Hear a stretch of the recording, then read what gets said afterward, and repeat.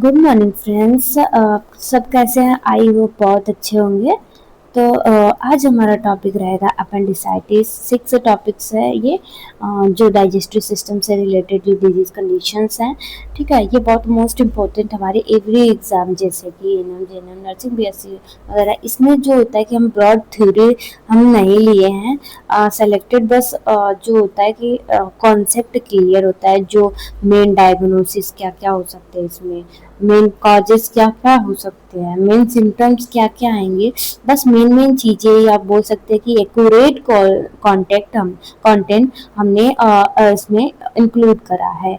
ठीक है, तो जय हिंद friends, welcome back to my YouTube channel tutorial. हम डिस्कस अकॉर्डिंग अपेंडिसाइटिस। ओके, तो let's start the video. First हम देख लेते हैं नॉर्मल सा एनाटॉमी एंड फिजियोलॉजी। अगर हमें एनाटॉमी फिजियोलॉजी अच्छे से आएगा, प्रिपेयर हैं ऑलरेडी हम, तो उसको मिला के हम क्या कर सकते हैं, डिजीज कंडीशंस को आइडेंटिफिकेशन अप्रोच कर सकते हैं। तो फर्स्ट वन रहेगा जैसे कि हमारा एनाटॉमी फिजियोलॉजी में देखते हैं, जैसे माउथ हो गया। ओके, हमारा माउथ टू एनथ, एनस क्या होता है, जो जीआई ट्रैक होता है माउथ टू एनस होता है। ओके, ठीक है, ये माउथ का स्फिंक्चर हो गया, जो सॉरी जो पैलेट वगैरह होते हैं वो हो गया। ओके, तो यहाँ पे क्या होता है कि इसोफेगस हो गया, स्टमक हो गया। ओके, स्टमक हो गया, अच्छे से डायग्राम बनाते हैं। ये माउथ हो गया, स्टमक हो गया, एंड जे शेप का होता है स्टमक। ओके, ये हो गया हमारा स्मॉल इंटेस्टाइन। स्मॉल इंटेस्टाइन हमने पहले ही बताया था, जो स्मॉल इंटेस्टाइन होता है वो बड़ा होता है। ओके, उसके 3 पार्ट होते हैं, जूजेनम, डुडेनम, इलियम। ओके,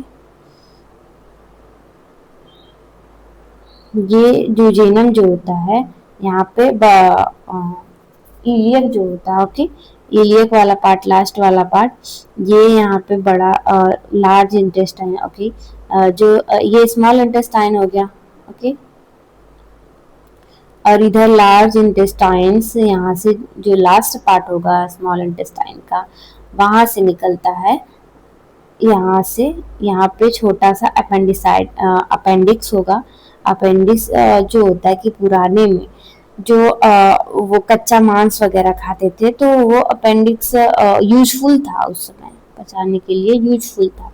अब नहीं है, इसलिए वो छोटा आकार का हो गया, जब यूजफुल नहीं रहा। ये लार्ज इंटेस्टाइन्स है लेकिन छोटा होता है। एनस हो गया और रैक्टल वगैरह हो गया आगे। ठीक है, ये लार्ज इंटेस्टाइन्स, यहाँ से पूरे पैंक्रियाज यहाँ प्रेजेंट होते हैं। ओके, यहाँ पे गाल ब्लैडर, लीवर्स प्रेजेंट होते हैं, और जो अपेंडिसाइटिस होता है वो राइट साइड होती है। ओके, जब ये हमारा नॉर्मल एनाटॉमी फिजियोलॉजी बता दिए, जैसे माउथ से हमने क्या किया, फूड को इंटेक किया, को यहाँ पे च्यूइंग किया, बोलस के रूप में आ गया हमारे स्टमक में। स्टमक के थ्रू जो होता है कि जब उसका काइनेटिक और डायनेमिक फंक्शंस जो होते हैं, एब्जॉर्प्शंस, ब्रेक डाउन वगैरह होते हैं, तो वहाँ से ये प्रोग्राम हो जो वेस्ट मटेरियल्स होते हैं ड्यूडेनम के थ्रू, क्या होता है कि ये सब एब्जॉर्प्शन होते होते क्या होता है कि लार्ज इंटेस्टाइन में चले जाते हैं। ओके, लार्ज इंटेस्टाइन के थ्रू बाहर निकल जाता है। ओके, तो यहाँ पे प्रेजेंट होता है हमारा एक अपेंडिसाइटिस। इसके बीच किसका कहाँ प्रेजेंट होता है, ये स्मॉल इंटेस्टाइन और लार्ज इंटेस्टाइन के शुरुआत में, इसके एंड में, स्मॉल इंटेस्टाइन के एंड में, एंड शुरुआत में क्या होता है कि स्टार्टिंग में लार्ज इंटेस्टाइन के। ओके, यहाँ पे प्रेजेंट होता है अपेंडिसाइटिस। अगर इसमें यही बताया कि इसमें इन्फ्लामेशन, इन्फेक्शन हो गया अपेंडिसाइटिस में, तो क्या होगा कि अपेंडिक्स में इन्फ्लामेशन, इन्फेक्शंस हो गया, तो उसको कहेंगे अपेंडिसाइटिस। साइटिस लग गया, इसका मतलब क्या होता है, इन्फ्लामेशन, इन्फेक्शंस। ओके, तो अब आगे चलते हैं, इसके बारे में थोड़ा सा हमने देख लिया, एनाटॉमी फिजियोलॉजी फंक्शंस देख लिए, तो देखते हैं इंट्रोडक्शंस की तरफ चलते हैं। तो फर्स्ट वन होता है अपेंडिसाइटिस इज कंडीशन। अपेंडिसाइटिस एक ऐसा कंडीशंस होता है जो करेक्टराइज्ड होता है, जिसे जिससे बनता है, ठीक है, कॉज क्या करता है, इन्फ्लामेशन कॉज करता है। ओके, अब किस में इन्फ्लामेशन कॉज करता है, इन्फेक्शन कॉज करता है, तो अपेंडिक्स में हमने जैसे बताया अपेंडिक्स यहाँ पे प्रेजेंट होती है स्मॉल इंटेस्टाइन्स का लार्ज इंटेस्टाइन्स के बीच में। ओके, इधर स्मॉल शेप्ड जो अपेंडिसाइटिस होती है वो बहुत स्मॉल शेप्ड की होती है। ओके, क्योंकि उसका कोई काम नहीं होता है, ये अपेंडिसाइटिस को कट करके अपेंडिक्स को कट करके निकाल दिए तो कोई भी इफेक्ट नहीं पड़ेगा हमारी बॉडी में। ये पाउच लाइक होती है, अटैच्ड होती है किससे, तो लार्ज इंटेस्टाइन से अटैच्ड होती है। ओके, लार्ज इंटेस्टाइन से अटैच्ड होती है। ओके, जो लार्ज इंटेस्टाइन होता है वो स्मॉल लंबाई होती है, जो स्मॉल इंटेस्टाइन होता है उसकी लॉन्ग लंबाई होती है। ओके, इंटेस्टाइन्स में अटैच्ड होता है। ओके, तो जो होते हैं कि दिस इन्फ्लामेशन कैन कॉजेज, ये इन्फ्लामेशन क्या क्या कॉज करती है। ओके, तो फर्स्ट वन होता है कि स्पेसिफिक एब्डोमिनल पेन कॉज करेगी, specially lower right abdominal pain. यहाँ पे राइट अब्डोमिनल पेन होगा। हम अभी मोस्ट इम्पॉर्टेंट साइन सिम्टम्स अभी बताएंगे, ठीक है। पहले क्या होता है कि थोड़ा सा कॉजेज देख लेते हैं, फिर से हम बता दें कि अगर अपेंडिक्स में क्या होगा, इन्फ्लामेशन इन्फेक्शंस होगा तो उसको कहेंगे अपेंडिसाइटिस। अपेंडिसाइटिस हो कैसे रहा है, तो उसका जो कॉजेज है अभी हम बताने वाले हैं। और जब अपेंडिसाइटिस हो जाता है तो उसका साइन सिम्टम्स एब्डोमिनल पेन होता है। अपेंडिक्स जो होता है एक पाउच लाइक स्ट्रक्चर्स होता है जो कि अटैच्ड होता है लार्ज इंटेस्टाइन से। ओके, इतना इंफॉर्मेशन जो होंगे कि ये कॉन्सेप्ट क्लियर होने चाहिए। ओके, फिर देखते हैं कि कॉजेज क्या क्या हो सकते हैं इसमें। First one blockage. अब ब्लॉकेज किस तरीके का ब्लॉकेज, तो जैसे आप ये लार्ज इंटेस्टाइन है। ओके, लार्ज इंटेस्टाइन, ये स्मॉल स्मॉल इंटेस्टाइन, इससे अटैच्ड है अपेंडिक्स। ओके, तो यहाँ पे ऑब्स्ट्रक्शंस पैदा हो गए कुछ, जैसे ट्यूमर्स और नोड्यूल्स वगैरह बन गए हैं वहाँ पे, और लिम्फोइड्स वगैरह बन गए हैं, स्वेलिंग्स वगैरह हो गई है, जिसकी वजह से यहाँ पे ऑब्स्ट्रक्शंस कॉज कर लेंगे, ठीक है। इसमें ऑब्स्ट्रक्शंस कॉज कर लेंगे तो उसके वजह से इन्फ्लामेशन इन्फेक्शन यहाँ देखने को मिलेंगे। नेक्स्ट होगा इन्फेक्शंस की वजह से, इन्फेक्शंस मतलब कि किसी भी प्रकार का इन्फेक्शंस हुआ हमारी बॉडी में तो उसमें भी इन्फेक्शंस वगैरह हो गए, जैसे इसमें अफेक्ट करते हैं माइक्रो ऑर्गेनिजम्स में वायरस, बैक्टीरिया, फ्लूम वगैरह सब कुछ, ठीक है। तो वो कॉज कर दिए, स्पेसिफिक बैक्टीरिया वगैरह कॉज कर ली हैं, किसी कारण इन्फेक्शंस हो गया है, जैसे कि हम फूड वगैरह इंटेक कर लिए, उसके बाद पानी पी लिए तुरंत, ठीक है, पानी पी लिए और क्या हुआ कि कुछ हलचल हुई, हमने कुछ काम कर लिया ऐसे कि इसमें फूड का जो होता है कि फीकल मटेरियल्स वगैरह अगर चला गया है, ठीक है, फीकल मटेरियल बाई चांस इसमें चला गया, बाई चांस चला गया है, ओके, अपेंडिक्स में, तो वहाँ पे ओबियसली अगर फीकल मटेरियल चला गया है तो वहाँ पे इन्फ्लामेशन इन्फेक्शन क्रोनिक होने वाले हैं, ठीक है। इसकी वजह से क्या होता है कि कॉज कर सकता है, आप समझ रहे हैं हमारी बात को, ठीक है।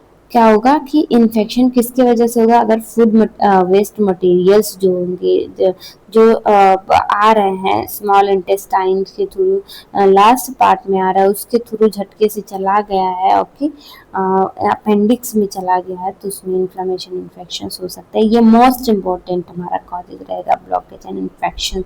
ओके, तो नेक्स्ट देख लेते हैं हम पैथोफिजियोलॉजी। पैथोफिजियोलॉजी देखेंगे, उसके बाद साइंस सिम्टम्स देखेंगे, मोस्ट इंपॉर्टेंट साइंस सिम्टम्स के उसके नाम्स वगैरह क्या क्या होते हैं उसको देखने वाले हैं। तो फर्स्ट वन होता है कि हमारा ड्यू टू इटियोलॉजी, अगर इन्फेक्शन से, बैक्टीरियल इन्फेक्शन से फूड मटेरियल्स चला गया है, वेस्ट मटेरियल्स चला गया अपेंडिक्स में, उसकी वजह से इन्फेक्शन वगैरह है। अगर ट्यूमर्स ऑब्स्ट्रक्शंस हैं, ट्यूमर वगैरह या लिम्फोइड वगैरह, स्वेलिंग्स वगैरह की वजह से यहाँ पे अपेंडिक्स में क्या है कि ऑब्स्ट्रक्शंस हो गए हैं, ऑब्स्ट्रक्शंस हो गया। उसके बाद क्या होगा कि ऑब्स्ट्रक्शंस होने के बाद यहाँ पे इन्फ्लामेशंस इन्फेक्शंस होंगे, ठीक है। फिर इन्फ्लामेशन इन्फेक्शंस होंगे तो यहाँ पे क्या होगा कि पस का फॉर्मेशन होगा तो वहाँ पे स्वेलिंग हो जाएगा, अपेंडिक्स अपेंडा होगा हो जाएगा। ओके, तो उसका स्ट्रक्चर्स जो होगा वो चेंज हो जाएगा, जिसकी वजह से प्रेशर पड़ेगा। किस पे प्रेशर पड़ेगा? तो जो इसकी ब्लड वेसल्स होगी उस पर प्रेशर पड़ेगा, जो हमारा बीपी वगैरह होगा वो भी अनबैलेंस्ड हो जाएगा, ब्लड प्रेशर पे प्रेशर पड़ेगा। और यहाँ पे क्या कॉज करेगा? जब उस पर प्रेशर पड़ेगा तो जो ब्लड सर्कुलेशन है उसमें प्रॉब्लम होगी। तो क्या प्रॉब्लम होगी? तो जो ब्लड है उसमें ऑक्सीजन से ट्रांसपोर्ट करती है हमारी ब्लड, तो वो क्या होगी? कम हो जाएगी। किसकी कंडीशंस आ जाएगी? इसीमिया की कंडीशंस आ जाएगी। इसीमिया मतलब यहाँ पे ऑक्सीजन की कमी हो जाएगी। ओके, और फिर उसके बाद होगा कि जो बैक्टीरियाज वगैरह हैं वो क्या करेंगी कि रैपिडली ग्रो स्टार्ट कर देंगी, रैपिडली ग्रो स्टार्ट करके और मोटू सा बना देंगी अपेंडिक्स को। ओके, फिर उसके बाद स्ट्रक्शंस कॉज कर रहा है। ओके, तो उसके बाद कंसिक्वेंस होगी, सी हो गई।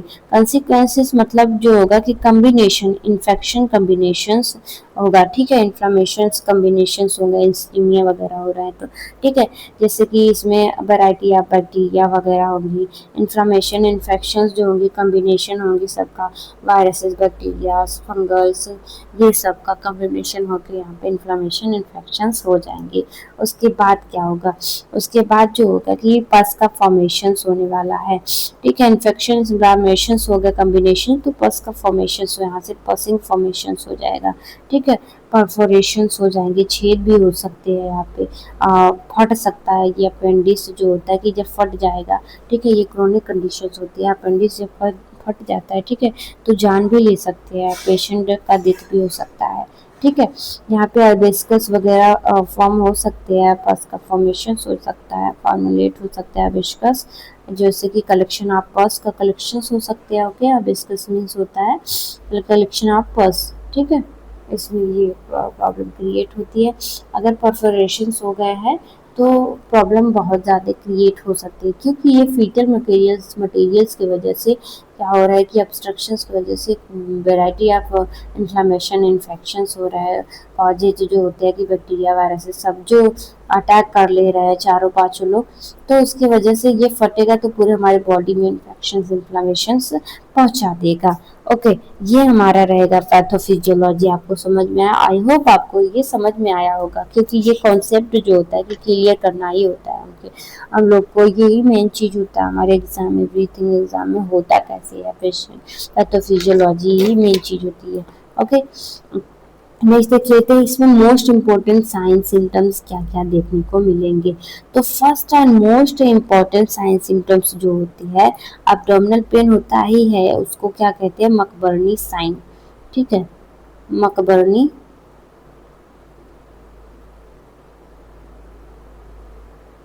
मकबर्नी साइन, मकबर्नी साइन। ओके, फिर से बोल दे रहे हैं, मकबर्नी साइन होता है। ओके, तो मकबर्नी क्या साइन होते हैं? जब ये अपेंडिक्स जो होता है हमारा राइट साइड होता है, अभी आप अटैच करके देखिए, हमारा जो अपेंडिक्स है राइट साइड है। ओके, अगर किसी पेशेंट को अपेंडिसाइटिस हुआ है तो राइट साइड ना टच करके लेफ्ट साइड पुश करेंगे, अपने एब्डोमेन को दबाएंगे थोड़ा सा, तो क्या होगा कि ये यहाँ पे दबाएंगे, लेफ्ट साइड दबा रहा है लेकिन पेन होगा, राइट साइड पेन होगा।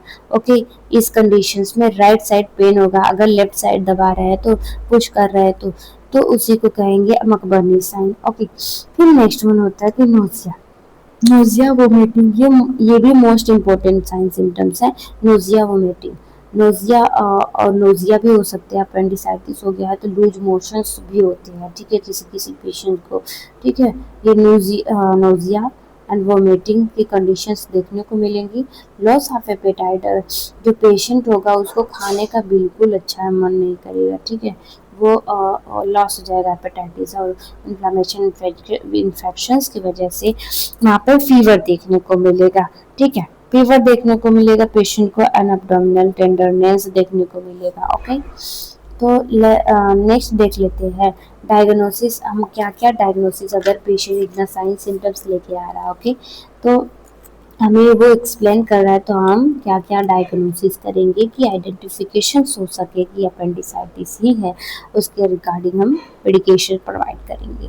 ठीक है, तो डायग्नोसिस में फर्स्ट वन होता है कि हमारा हिस्ट्री कलेक्शन, पेशेंट का हिस्ट्री कलेक्शंस करेंगे। ठीक है, कौन कौन से साइंस और साइन सिम्टम्स आ रहा है, कौन मेडिकेशंस आपने ली है कि नहीं ली है, फिजिकली मकबरनी साइन चेक करेंगे, फिजिकल एग्जामिनेशंस वगैरह करेंगे कि जो होता है कि अपेंडिसाइटिस ही है कि नहीं। फिर उसके बाद अल्ट्रासाउंड करेंगे। तो फर्स्ट वन अल्ट्रासाउंड का जो रिपोर्ट होता है, ओके, अल्ट्रासाउंड का हमने रिपोर्ट नहीं लिया है, कुछ इस प्रकार इंडिकेट करके आता है अल्ट्रासाउंड का रिपोर्ट। हम कभी आपको दिखा देंगे कि आगे है तो दिखा देंगे। ओके, तो फर्स्ट वन होता है कि ये मोस्ट इम्पोर्टेंट होता है अल्ट्रासाउंड, उसके रिपोर्ट्स को हम आगे दिखा देंगे।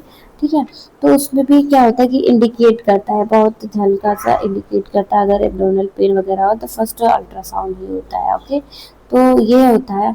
नेक्स्ट वन होता है CT scan. Okay, CT scan की रिपोर्ट ये रही। सीटी स्कैन अगर करा रहे पेशेंट तो इंडिकेट करेगा, बहुत हल्का से इंडिकेट कर रहा है यहाँ पे अपेंडिसाइटिस, जो कंडीशंस है बहुत हल्का सा इंडिकेट कर रहा है कि है।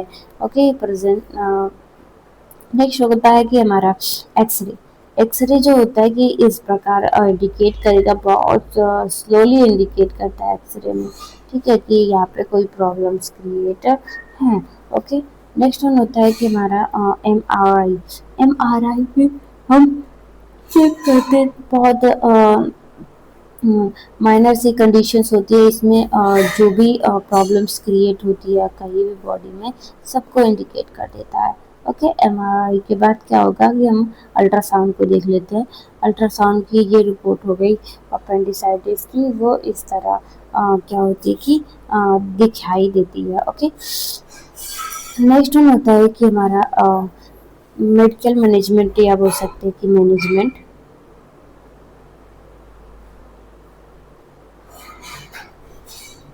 मैनेजमेंट में फर्स्ट वन आएगा मेडिकल मैनेजमेंट।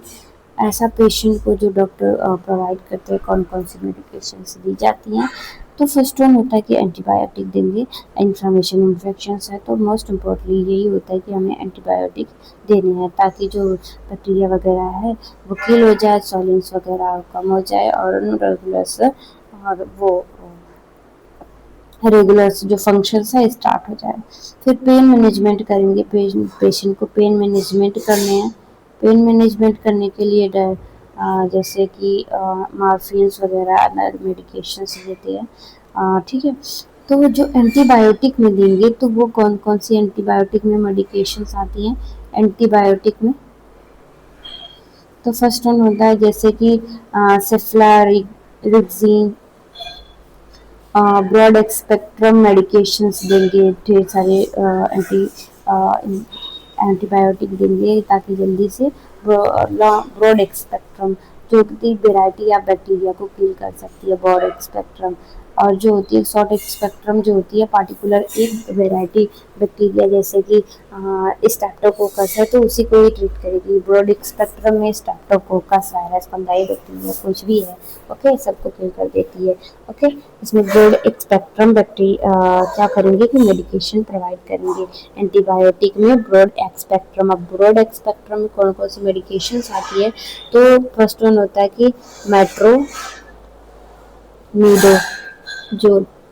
मेट्रोनिडाजोल। ओके, फिर है नेक्स्ट है पिपेरेसिलिन, पिप्रासिलिन।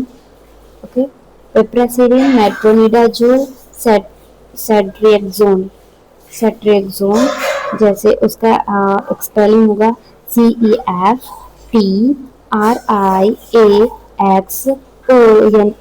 ठीक है, ये थ्री मेडिकेशंस जो होती है, ये ब्रॉड स्पेक्ट्रम मेडिकेशंस होती है, एंटीबायोटिक मेडिकेशंस प्रोवाइड की जाती है।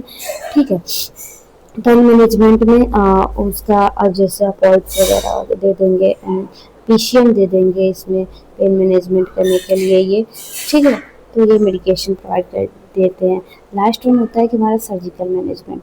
सर्जिकल मैनेजमेंट में टू टाइप के, मोस्ट इम्पोर्टेंट टू टाइप के सर्जरी होते हैं। एक open open open appendectomy. Okay, appendectomy, appendectomy.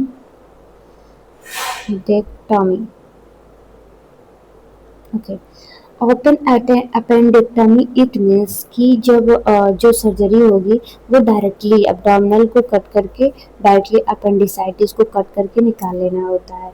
एक होगा लैप्रोस्कोपी अपेंडिक्टमी। लैप्रोस्कोपी अपेंडिक्टमी जो होगा कि वो through the scopy laparoscopy through the laparoscopy जो होगा कि लेप्रोस्कोपी एक तारनुमा होता है, उसमें दूरबीन वगैरह लगी होती है, उसके थ्रू क्या होंगे कि लेप्रोस्कोपी के थ्रू उसको कट करके अंदर ही कट करके निकालेंगे। ओके, किसी रास्ते के थ्रू, जैसे कि डुडेनम सॉरी इसोफेगस स्टमक के थ्रू हम लेप्रोस्कोपी इंटर कर लेंगे, उसके थ्रू होता, नहीं तो रेक्टल के थ्रू ये एग्जामिनेशन प्रोवाइड की जाती है। ठीक है, अपेंडिक्स को कट करके निकाल लेना। तो नर्सिंग मैनेजमेंट क्या रहेगा कि ये सब पेशेंट को अगर सर्जरीज वगैरह हुए हैं, मेडिकेशन से नहीं ट्रीट हो रहे हैं, ठीक है, तो हमें प्रॉपर मेडिकेशंस देनी है, और उसके बाद भी एंटी इन्फ्लेमेटरी ड्रग देनी है, पेन मैनेजमेंट करनी है। ओके, तो ये सब प्रॉब्लम क्रिएट अगर ना हो तो अच्छा रहेगा। इसलिए जो होती है कि नर्सिंग केयर प्रोवाइड करने हैं, टाइम टू टाइमली असेसमेंट करते रहना है उसके पेशेंट की कंडीशन के बारे में। Thank you class, thank you very much. आपको ये वीडियो थोड़ा सा भी पसंद आया हो, हमारी कोशिश थोड़ी सी भी पसंद आई हो, प्लीज़ सपोर्ट करें। Bye bye.